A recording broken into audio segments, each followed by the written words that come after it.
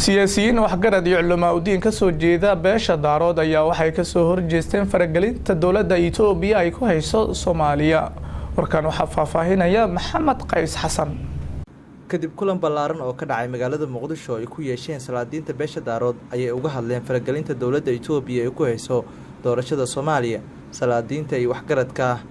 ayaa si kulul uga hadlay faragelinta qaawan ee dowladda Itoobiya ay ku hayso doorashada Soomaaliya iyo dadka Soomaaliyeed.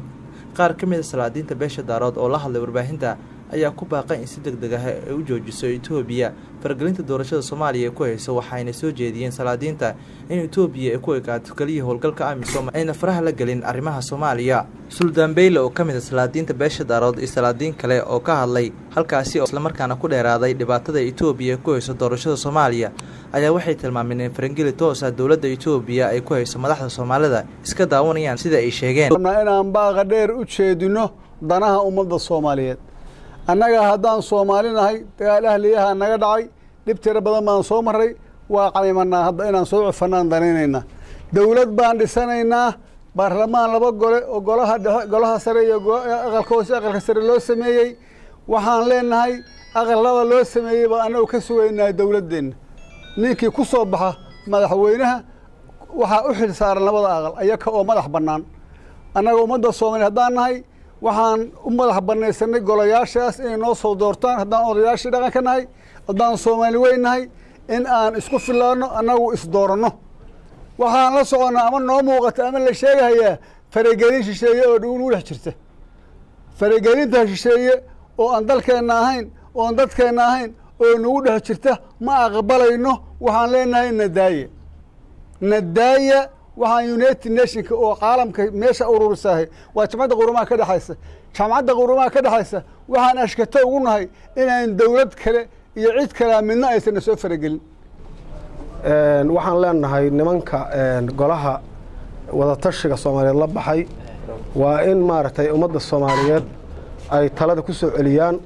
si maaragtay dadka Soomaaliyeed madax bannaanidooda iyo danahooda Soomaaliyeed uga tashadaan. sidaas ayaan ku talinaynaa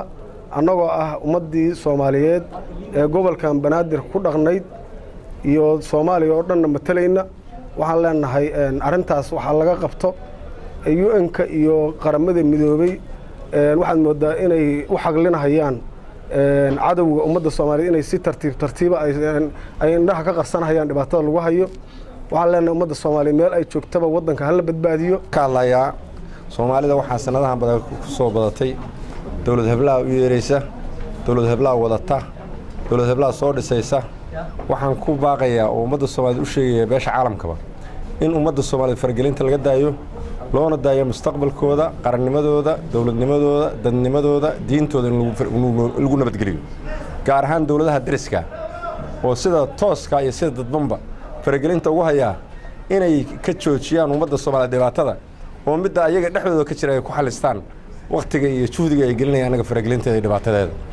waxaan ku talinaynaa in ummadda Soomaaliyeed gacanteeda lagu soo celiyo lagana bixiyo talada ummadda Soomaaliyeed gacmaha shisheeye. taas waxaan ka digaynaa in aan dawlad dusha looga keenay ummadda Soomaaliyeed aysan anfacayn mid ayaga ka timaada oo wadaneed leh wadannimo leh oo diintooda iyo dalkooda iyo dadnimadooda ka fakaraysa iyo dib u dhiskooda ayaan u baahannahay. hadalka salaadiinta beelaha daarood ayaa ku soo aadaya xilli dowladda Itoobiya ay fargeli qaawan ku hayso arrimaha Soomaaliya, waxaana la sheegaa dowladda Itoobiya inay wadato musharaxiin gaar ah kuwaas oo dana gaar ay ka leedahay. Maxamed Qays Xasan Maxamed, Kalson TV, Muqdisho.